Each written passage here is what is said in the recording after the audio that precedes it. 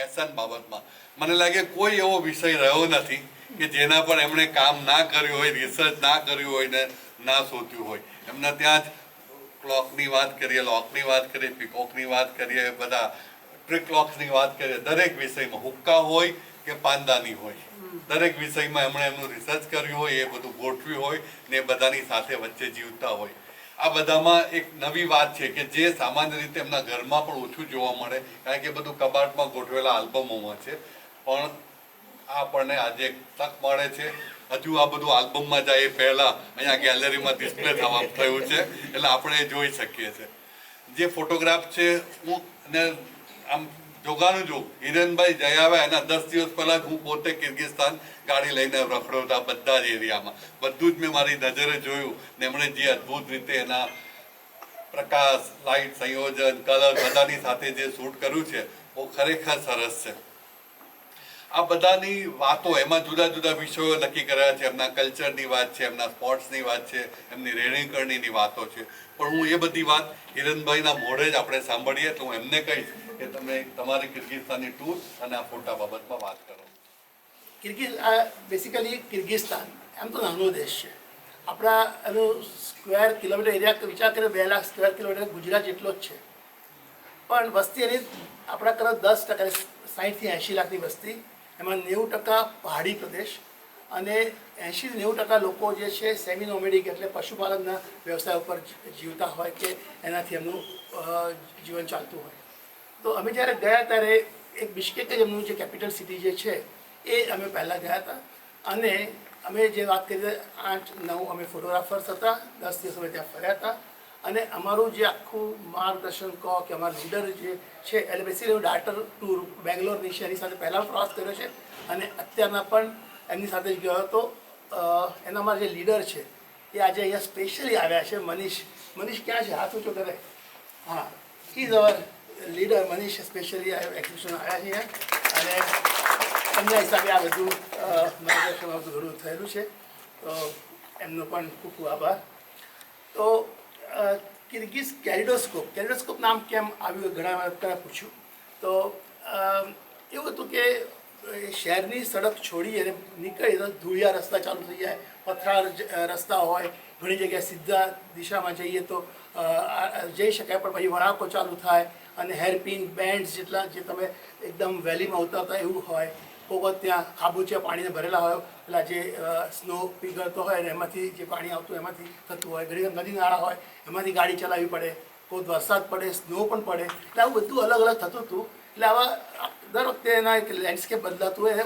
ઉપરાંત સૌથી વધારે મને ત્યાં દેખાયું હતું એ આકાશ, જ્યાં ક્લાઉડ્સ દર 1 માઇલ જઈએ ને આખું અંદર ક્લાઉડ્સ બદલાઈ ગયેલા હોય, સ્કાયના કલર્સ બદલાયેલા હોય, વચ્ચેથી ઘોડા દોડતા હોય, આજુબાજુ બકરા ઘેટા ચરતા હોય, યાક મળી જાય, કેમલ ડબલ હેમ્સવાળા મળી જાય. એ રીતે આખું એક સિનારી બદલાય. દૂર યર્ટ્સ દેખાય, યર્ટ એટલે ત્યાંની ઝૂંપડા હોય એ રીતે. એટલે આવી રીતે આ બદલાતું આખું જે દર કલાકે દર માઇલે જે બદલાતું આખું જ દ્રશ્ય હતું, લેન્ડસ્કેપ બદલાતું હતું, એ આપણે જે નાના બાળકો કેલિડોસ્કોપથી રમતા હોય અને થોડું ટર્ન કરે અને આખીની ભૂમિતિ બદલાઈ જાય, એની અંદરનું ચિત્ર બદલાઈ જાય, એનું કોઈ અંદર અલગ રૂપ આવે. એ રીતે આ કિર્ગિસ્તાન મેં આ રીતે જોયું છે એટલે નામ આપ્યું છે કિર્ગિઝ કેલિડોસ્કોપ.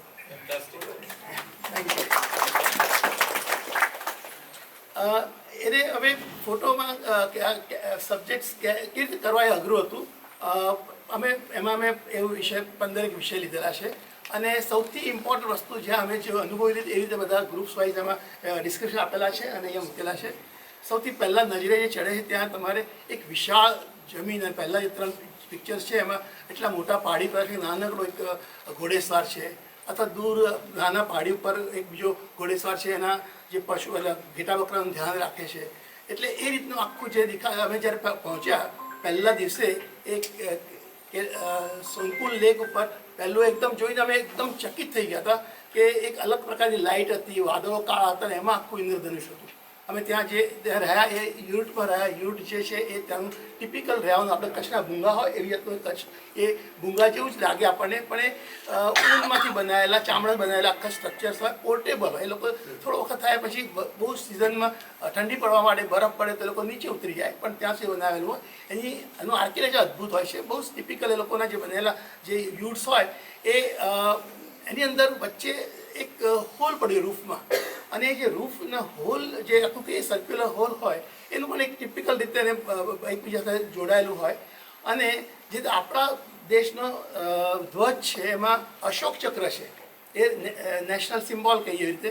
એમનો જે ધ્વજ છે કિર્ગિસ્તાનનો, જે 1991માં એ લોકો રશિયાથી છૂટા પડે અને જે ધ્વજ બનાવ્યો, અંદર એમને એ જે પર્ટિક્યુલર વિન્ડો જે છે રૂફની, જેમાં એમને આકાશમાં સૂર્ય પણ દેખાય છે, રાતના ચાંદો પણ દેખાય છે, અને એમને એક જિંદગી ત્યાં જોવા મળે છે એવું એક ભાસ થાય છે એમને. એટલે એ મૂકેલું છે.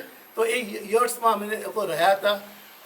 એની બહાર ત્યાં જ જોઈએ તો અંદર એક સ્ટોવ હોય જે છાણ વાપરેલું હોય ઘોડાના, અને એનાથી એ સળગ અંદર તપાન મેળવેલું હોય. બહારની રસોઈ ચાલતી હોય, બહાર કોઈ આમાં તો પિક્ચર જોવા મળશે જિંદગી યુરોપની અંદર કેવી અને બહાર પણ કેવી રીતે. કોઈ પેલા ઘોડીનું દૂધ દોહતા હોય. હવે એ પણ દૂધમાં પણ એવી રીતે છે કે એમાંથી બનેલું જે પેય છે એનું નામ કુમિસ, એટલે એમાં થોડું ફર્મેન્ટેડ મિલ્ક હોય, ખટાશ થોડી હોય, પણ એ સૌથી રાષ્ટ્રીય પેય તરીકે ત્યાં વપરાય છે. એવી રીતે લોકો ખેતરમાં કામ કરતા, એટલે જે મને દ્રષ્ટિમાં આવ્યું જનજીવન અહીંયા ચિત્રવાનો પ્રયત્ન કર્યો છે. ડ્રાઇવિંગ દરમિયાન જે જોયેલા દ્રશ્યો છે એ મૂકેલા છે, અને જે અમને ચહેરા અમારા મગજમાં બેસી ગયેલા છે ઘણા બધા, જે ટિપિકલ એ લોકોમાં ઇન્ફ્લુઅન્સ મંગોલિયન, રશિયન, યુરોપિયન એટલે અને ચાઇનીઝ બધાની છે ઇન્ફ્લુઅન્સ છે એમની. તો એ બધું મેં અહીંયા મૂકેલું છે. એમાં એક આગળ એક ચિત્ર એવું છે કે મોડર્ન લેડી છે બિશ્કેકની, જે કારમાંથી બહાર નીકળે છે, અને બાજુમાં એક યુરોટમાંથી ઝૂંપડામાંથી બહારથી જોતી જે સ્ત્રી છે એ ગામડાની છે. એઝ ઇફ પાસ્ટ અને ફ્યુચર વચ્ચેનું કનેક્શન કહો અથવા એનું ભવિષ્યનું સપનું કહો એવું લાગે છે. તો એ બધા છે. સુંદર તળાવો છે ત્યાં, અને તળાવો જે છે એ અમારા 3 જે મુખ્ય અમારા જે ડેસ્ટિનેશન હતા એમાં આઈસીસ લેક કરીને જગ્યા છે, પછી બીજું સોનપુર હતું, અને સૌથી ઊંચાઈ ઉપર 13,000 ફૂટ પર કેલ્સુ કરીને છે, જ્યાં જવું અતિશય દુર્ગમ હતું. જ્યાં જવા માટે અમારે પહેલાં એક નીચેના બેઝ કેમ્પમાં રહ્યા, પછી ઘોડા ઉપર જવું પડે, આગળ જઈને ચાલતા જવું પડે, એક નાનકડી કેડી હોય, અને ત્યાં ગયા પછી છે કે એ પિક્ચર મૂકેલા છે, તમે જોશો લખાણ પણ લખ્યું છે, તમે વાંચો ગમશે તમને. એટલે એ આખું એક નૈસર્ગિક દ્રશ્યો, બધા ત્યાંના કેન્યન્સ છે એ બધું મૂકેલું છે. એ ઉપરાંત સૌથી મહત્વનું અંગ ત્યાંનું જે છે એ ઘોડા છે. ઘોડા સિવાય કિર્ગિસ્તાન ના કહેવાય. એટલે ઘોડાઓના પણ અલગ અલગ રૂપમાં. એકચ્યુઅલી મારો પહેલો સબ્જેક્ટ મગજમાં પ્રોફિટેબલ બુક બનાવીશ, ઘોડા ઉપર બનાવીશ. ઓલમોસ્ટ 1000 પિક્ચર મેં લીધેલા છે એના, પણ અત્યારે થોડા જ મૂકેલા છે. એમાં ઘોડા કૂદતા છે, રમતા છે, ચરતા છે, અથવા ઘણા બધા સ્પોર્ટ્સમાં ઇન્વોલ્વ થયેલા છે. કારણ સૌથી મહત્વનો ઘોડાનો ભાગ છે ત્યાં જે 3 રાષ્ટ્રીય રમતો છે એ 3 રમતોમાં ઘોડા એકદમ મહત્વનું એમનું પ્રધાન હોય છે. એ 3 રમતો છે, એમાંથી એક જે બેલ્શુકી કહે છે અને એ જે છે એ ઘોડા ઉપર રમાતી એ કુસ્તી છે. એમાં ચપળતા પણ જોઈએ, અને સાથે સાથે ચપળતા સાથે પેલામાં તાકાત પણ ઘોડેસરમાં હોવી જોઈએ. તો એ રીતે થતું હોય છે, એ એક બતાવેલું છે. ઉપરાંત ઈગલ, એટલે ઈગલનું જે આખું દેખાય છે એ એક એમનું મહત્વનો શું કહેવાય સાંસ્કૃતિક ભાગ છે. વર્ષોથી ચાલતી આવતી ઈગલ હન્ટિંગ. બાજ એટલે આમ એનું ગોલ્ડન ઈગલ પણ કહે, પણ બાજ એટલે એનો ઘેરાવો ઓલમોસ્ટ 12 ફૂટ જેટલો હોય. આંખો ખોલે ત્યારે 10 થી 12 ફૂટ ખુલેલી હોય. અને એનું આખું વાતો સાંભળીએ તો એવી રીતે હોય કે નાનપણમાં જંગલમાંથી એનું નાનકડું બચ્ચું 5-10 દિવસનું લઈ આવે. ઘરનો નાનો છોકરો હોય 5-10 વર્ષનો, એની સાથે એનું બંનેનો ઉછેર સાથે થાય. એ બંને વચ્ચે એક ગાઢ મિત્રતા બને, એકબીજાની ભાષા પણ સમજવા માંડે. અને જ્યારે આ સિઝનમાં એટલે આઈ મીન વિન્ટરમાં -20, -30 ડિગ્રી ટેમ્પરેચર થાય ત્યારે લોકો કશું બીજું એમને પાક ના મળે. તો એ વખતે આ ઈગલ હન્ટિંગ માટે લોકો છોડે. તો પહેલું જે પિક્ચર છે એ જે છે એ ઈગલને હાથમાં લઈને જતા રહો ઘોડેસવાર આપણને દેખાય છે. અને એ ઘોડેસવાર જંગલમાં એ ઈગલને છોડે, જ્યાં એને જે મળી જાય પ્રે, જે રીતે નાનું સસલું પણ હોઈ શકે, અથવા એનું કોઈ વુલ્ફનું કે શિયાળનું બચ્ચું હોય, અથવા નાનકડું હરણ પણ હોય. પણ પકડ્યા પછી પાછા એવા અવાજ કરે ઘરના લોકોને ખબર પડી જાય, લોકો જઈને પકડે અને એમને આ રીતે ખોરાક મળતો રહે. એટલે એક અતિશય સુંદર રીતે સમન્વય થયેલો છે કુદરત અને માણસો અને પશુ પક્ષીઓ સાથેનો. કોકોબુરુની ગેમ છે, એની અંદર પણ બહુ જ બધા તમે પિક્ચર જોશો. આમ આપણે પહેલાં નજર હિંસક પણ લાગે કે કોકોબુરુ એટલે ગ્રે વુલ્ફ, અને જૂના જમાનામાં આ વુલ્ફ આવીને એમના જંગલમાંથી આવીને એમના ઘેટા બકરાને પકડી જાય, એટલે પછી આ બધા જે લોકો બહાર નીકળે ને વુલ્ફનો શિકાર કરે. જો પકડાઈ જાય, શિકાર થાય, તો એ લોકોને એનું સેલિબ્રેશન કરે. તેમાંનું ડોકી કાપી નાખી, હાથ પગના બંને 4 પગ કાપી નાખી, અને પછી એનાથી આપણે રગ્બી અને પોલો રમીએ છીએ એવી રીતે ફૂટબોલ જેવી આખી ગેમ રમે. અને એ હજુ એ એમને સાંસ્કૃતિક ભાગ તરીકે ચાલતી આવી છે. અત્યારના તો સેન્ટ્રલ એશિયામાં નોમેડિક એ લોકોને કોમ્પિટિશન થતા હોય, એમાં પણ એ રમાતી હોય. અને એની અંદર 2 બાજુ ગોલ પોસ્ટ આપણે હોય એવી રીતે હોય છે, અને ઘોડા ઉપર આ લોકો એકબીજા હાથમાંથી ખેંચીને કોકોબોનું કેરકાસ કહેવાય એનું બોડી, એ તમારે બોલ આપણે ફૂટબોલ નાખીએ એવી રીતે ગોલ કરવાનો રહેતો હોય છે. એ પણ તમને જોવા મળશે ત્યાં તમને. સાથે થોડું આર્કિટેક્ચરલ પણ એલિમેન્ટ્સ મૂકેલા છે. એમાં થોડું જે રીતે આટલા છેલ્લા 150 વર્ષમાં સિલ્ક રૂટ ઉપરનું ઇન્ફ્લુઅન્સ એમનું, આ બ્લુ મોસ્ક છે, ઉપર ગોલ્ડન ડોમ છે, એમાં થતું પાછું ઘણું અત્યારના મોડર્ન ઇન્ફ્લુઅન્સ રશિયનવાળાની સામ્રાજ્યની બહુ હતી, એટલે એના સ્ટાર સાથે ઇસ્લામિક ઇન્ફ્લુઅન્સ, અને પછી અત્યારે નવું બનેલું સ્મારક છે. અને સૌથી વધારે મને ગમ્યું ત્યાંના બધા કબ્રસ્તાનો, નેક્રોપોલિસીસ ગામની બહાર નાનકડા હોય, અને એ તમને આપણે જોઈએ તો એમાં પણ ઘણું બધું એકદમ કહીએ તો એક કેરેક્ટર એમાં બનેલું છે, અને એ કેરેક્ટર જે છે એ આપણે તમને એમાં ઘણું બધું જોવા મળશે. એટલે આ બધા અહીંયા મૂકેલા બધા ફોટોગ્રાફ્સ છે, આપ જુઓ, માણો. ડૉક્ટર હિરેન શાહ વ્યવસાય તો ડૉક્ટર છે, પરંતુ એનો આત્મા એ કલાનો છે.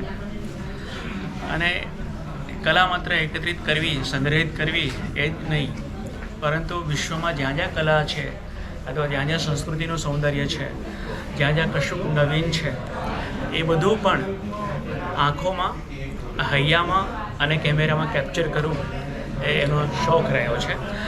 એટલે એ વિશ્વના ઘણા બધા દેશોમાં ફરિયાદો છે. સાથે સાથે એ ત્યાંની સંસ્કૃતિમાં, ત્યાંના પ્રાકૃતિક સૌંદર્યમાં એ ઓતપ્રોત થતા રહ્યા છે.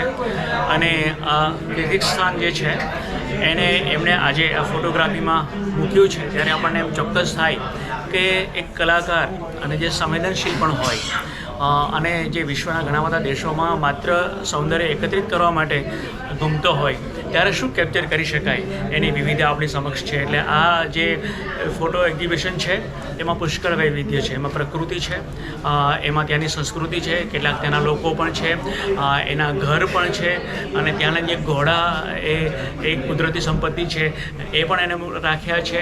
તો મને એમ લાગે છે કે એક વ્યાપક દૃષ્ટિકોણમાં, અને સૌથી મોટી વાત એ છે કે મોટાભાગના ફોટોગ્રાફે વાઇડ એંગલમાં લેવાયેલા છે.